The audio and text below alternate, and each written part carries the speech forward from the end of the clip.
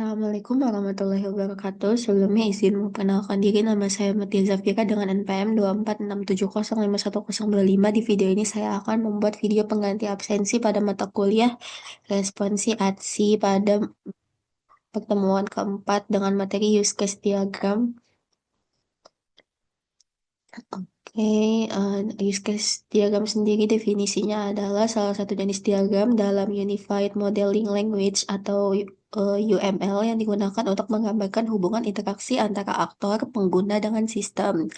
Use case diagram memberikan gambaran umum tentang fungsionalitas sistem dan berfokus pada apa yang dilakukan oleh sistem tersebut dari sudut pandang pengguna. Diagram ini membantu dalam mengidentifikasi kebutuhan pengguna, menjelaskan fungsi-fungsi sistem, serta menunjukkan hubungan antara pengguna dengan sistem.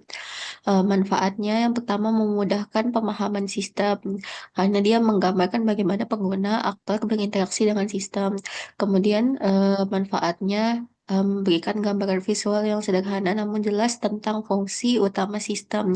Yang kedua, menentukan lingkup sistem. Dia ada poin membantu mengidentifikasi fitur-fitur yang akan dikembangkan, kemudian memisahkan bagian yang termasuk dalam sistem dan yang bukan. Yang ketiga, meningkatkan komunikasi tim. Poinnya menyediakan model yang mudah dipahami oleh pemangku kepentingan seperti klien, pengembang, dan analis bisnis.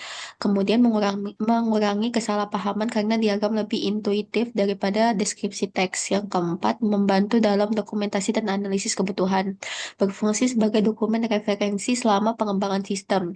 Memastikan bahwa semua kebutuhan pengguna telah diidentifikasi dan dipertimbangkan. Kemudian manfaat yang kelima, membantu dalam perancangan dan pengujian sistem. Dia memudahkan perancangan sistem dengan melihat hubungan antar fitur dan pengguna, kemudian membantu dalam membuat skenario pengujian berdasarkan interaksi yang telah diidentifikasi. Manfaat yang keenam, dapat digunakan untuk validasi dan verifikasi, memastikan bahwa semua skenario penggunaan yang penting telah tercakup dan membantu mengevaluasi apakah sistem yang dikembangkan sesuai dengan kebutuhan awal komponennya. eh di sini ada aktor dilambangkan seperti orang. Itu kegunaannya representasi pengguna atau sistem eksternal yang berinteraksi dengan sistem. Bisa berupa manusia, perangkat lunak lain, atau perangkat keras. Kemudian ada ini eh, internal sistem yang di dalam dan eksternal sistem yang berada di luar kotak. Namanya sistem boundary. Kegunaannya menandai batasan sistem yang sedang dikembangkan serta menunjukkan fitur mana yang termasuk dalam sistem dan yang mana yang tidak. Dengan kata lain, yang dalam kotak adalah sistem yang sedang dikembangkan. Lalu ini ada seperti oval, dia use case, kegunaannya menunjukkan fungsionalitas atau layanan yang disediakan oleh sistem, dengan kata lain, aktivitas yang dapat dilakukan aktor. Kemudian ada garis panjang tanpa panah, itu namanya association, hubungan antara aktor dengan use case. Kemudian ada garis panah dengan tanda kurung siku include, dia menunjukkan bahwa salah satu use case sedang menyertakan fungsionalitas dari use case lain. Dan untuk sebaliknya ada panah dengan tulisan extend, menunjukkan bahwa sebuah use case bisa memperluas perilaku use case lain dalam kondisi tertentu. Oke, langkah-langkah membuat use case. Di sini untuk membuat use case, pertama kita tentukan sistem yang akan dibuat. Di sini contohnya sistem perpustakaan, bisa e-commerce ataupun sistem absensi. Kemudian kita identifikasi aktornya siapa saja yang menggunakan sistem ini. Contoh itu paling minimal ya mahasiswa, dua aktor di sini mahasiswa dan admin perpustakaan. Yang ketiga, tentukan use case atau aktivitas sistem. Use case adalah aktivitas yang bisa dilakukan aktor dalam sistem. Gunakan pola kata kerja plus objek. Misalnya mahasiswa login, mahasiswa mencari buku, mahasiswa pinjam meminjam buku, mengembalikan buku, admin mengelola buku, dan admin mengelola data mahasiswa. Oke, buat batas sistem, gambar kotak besar yang menunjukkan sistem. Sudah di dalam kotak dan hubungkan aktor dengan use case. Gunakan garis association yang garis tanpa panah.